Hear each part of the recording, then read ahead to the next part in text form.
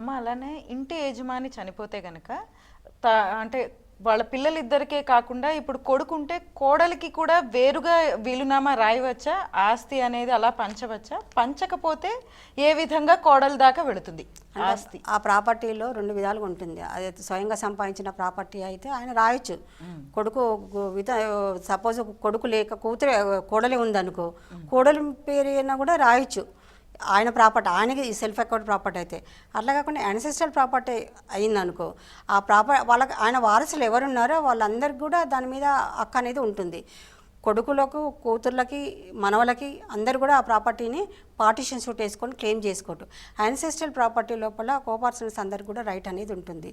Self acquired ప్రాపర్టీలో కనుక అతనికి ఇష్టమైతే తను నచ్చినటువంటి వాళ్ళకి ఆ ప్రాపర్టీ ఇవ్వచ్చు. అలా ఎవరైనా అవ్వచ్చు, కూతురి అవ్వచ్చు, కోడలి అవ్వచ్చు, ఇంకెవరైనా కూడా తను బాగా చూసుకునేటువంటి వ్యక్తులు ఫ్యూచర్లో అనుకునేటువంటి వాళ్ళకు కూడా అతను వీళ్ళమ్మలో వాళ్ళ పేరు మీద వీళ్ళు అనేది రాయొచ్చు.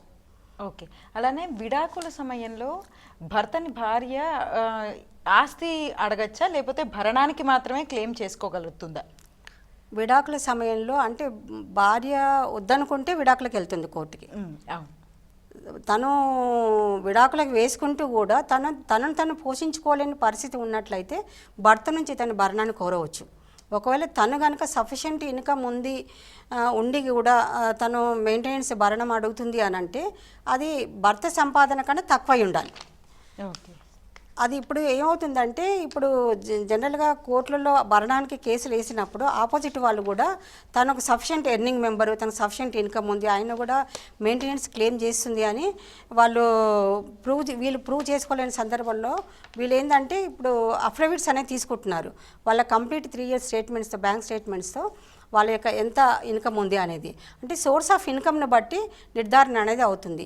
Even wife also earning member అయినా కూడా తను బిలో 36,000 కన్నా ఎక్కువ పొందలేని పరిస్థితిలో ఉంటే తను భర్త సంపాదన కనుక మోర్ దెన్ 1 lakh అయినప్పుడు తను కంపల్సరీగా సంపాదన పరురాలు అయినా కూడా డిగ్నిటీ తనకు ఉన్నటువంటి ప్రజెంట్ ఉన్నటువంటి సర్వైవల్ అనేది కాస్ట్ ఆఫ్ లివింగ్ ఎక్కువ ఉంది అని అనుకున్నటువంటి సందర్భంలో ఆమె తన భర్త పైన తన సంపాదన ఉన్నప్పటికీ కూడా తను క్లెయిమ్ చేసుకోవచ్చు అనేది చట్టం చెప్తుంది.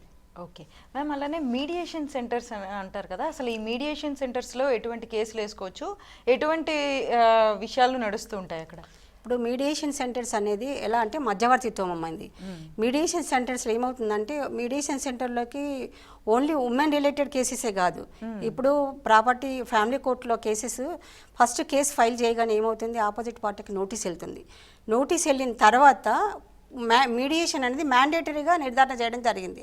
అంటే ప్రతి కేసు ఇప్పుడు చాలామంది ఏంటంటే కోర్టుల కేసెస్ అనేది చాలా డిలే జరుగుతుంది. వాళ్ళు ఒక ఉమెన్ కానీ ఎవరైనా కోర్టుకు రావాలంటే భయాందోళనకు గురి కావాల్సిన పరిస్థితి ఉంది. ఎందుకనంటే కోర్టులో 2 years జరగవచ్చు, 3 years జరగవచ్చు. ఇప్పుడు మెయింటెనెన్స్ అనేది వివిధ రకాలుగా వేసుకోవడం జరుగుతుంది. హిందూ అడాప్షన్ మెయింటెనెన్స్ యాక్ట్ ప్రకారం వేసుకోవచ్చు, 125 CRPC కింద వేసుకోవచ్చు, డొమెస్టిక్ వైలెన్స్ కింద వేసుకోవచ్చు. వివిధ రకాలైనటువంటి మెయింటెనెన్స్ పొందేటువంటి హక్కు ఉన్నప్పుడు ఆపోజిట్ పార్టీకి వెళ్ళినప్పుడు ఆపోజిట్ పార్టీ నోటీస్ తీసుకున్న తర్వాత ఎంబడే అనేది జడ్జెస్ ఏం చేస్తున్నారు, మీడియేషన్ సెంటర్కి రెఫర్ చేయడం జరుగుతుంది. అంటే వాళ్ళు వేసినటువంటి పిటిషన్కి జవాబు వేయకముందే మీడియేషన్ సెంటర్స్కి వెళ్ళడం అనేది కంపల్సరీగా మ్యాండేటరీగా పెట్టింది. వాళ్ళకి ఇష్టం ఉన్నా లేకపోయినా అక్కడ మాత్రం వెళ్ళి మీరు కౌన్సిలింగ్ అనేది చేసుకోవాలి. అక్కడ ఏమవుతుంది అంటే డిలే అనేది జరగదు.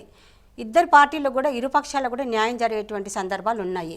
ఇప్పుడు ఇక్కడ కోర్టులో అవుతే ఏమంటే ఒక పార్టీ విన్ అయ్యే అవకాశం ఉంటుంది, ఒక పార్టీకి ఫేవర్గా ఆర్డర్ రావచ్చు, ఆపోజిట్ పార్టీకి ఫేవర్ ఆర్డర్ రాకపోవచ్చు. కానీ మీడియేషన్లో ఆ విధంగా కాదు, ఇద్దరు పార్టీలను కూర్చోబెట్టి ఒక మీడియేటెడ్ సమక్షం లోపల మధ్యవర్తిత్వం చేస్తారు.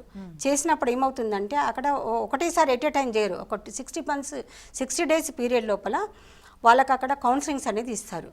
అది 4-5 సెషన్స్లో వాళ్ళని కూర్చోబెట్టి జాయింట్గా కూర్చోబెట్టి ప్రైవేట్ సెషన్స్ కండక్ట్ చేసి, ఎల్డర్స్ సెషన్స్ కండక్ట్ చేసి, అడ్వకేట్స్ సెషన్స్ కండక్ట్ చేసి వాళ్ళ ప్రాబ్లమ్ని ఐడెంటిఫై చేసి ఇన్ఫర్మేషన్ గ్యాదర్ చేసి ప్రైవేట్ సెషన్స్లో వాళ్ళకు ఉన్నటువంటి భయాలన్నిటిని తొలగించడానికి కాన్ఫిడెన్షియల్ మెయింటైన్ చేసుకుంటూ ఇన్ఫర్మేషన్ గ్యాదర్ చేసి వాళ్లకు నచ్చే విధంగా, అంటే ఆ పిల్లలు ఉన్నట్లయితే వాళ్ళ ఫ్యూచర్ని దృష్టిలో పెట్టుకొని లివింగ్ టుగెదర్కి ఛాన్సెస్ అనేది ఎక్కువ ఉంటుంది. So after conducting the mediation అక్కడ ఏమవుతుందంటే ఫైల్ అక్కడికి వెళ్ళొచ్చిన తర్వాత వీళ్ళు ఒకలాంటి ఒక నిర్ధారణకు వస్తారు. అంటే వాళ్ళ కాన్సిక్వెన్సెస్ తెలియకపోవచ్చు, లీగల్ సిచ్యువేషన్స్ ఇట్లా ఉంటాయి, లీగల్ కాన్సిక్వెన్సెస్ గురించి అక్కడ ఎక్స్ప్లెయిన్ చేయడం అనేది జరుగుతుంది. సో దానివల్ల ఏమవుతుందంటే అక్కడ వాళ్ళు ఒక సెటిల్మెంట్కి వస్తే కనుక అక్కడ మీడియేటర్ అనేది ఒక అగ్రిమెంట్ రాయడం జరుగుతుంది. బేసింగ్ ఆన్ దట్ అగ్రిమెంట్ ఇక్కడ కోర్టు వాళ్ళు అవార్డు అనేది పాస్ చేస్తారు. దానివల్ల మీడియేషన్ వల్ల మీడియేటర్ ఇచ్చేటువంటి అగ్రిమెంట్ వల్ల అడ్వాంటేజెస్ అనేవి చాలా ఉన్నాయి. ఇరు పార్టీల వాళ్ళు బెనిఫిట్ పొందేటువంటి అవకాశం ఉంటుంది.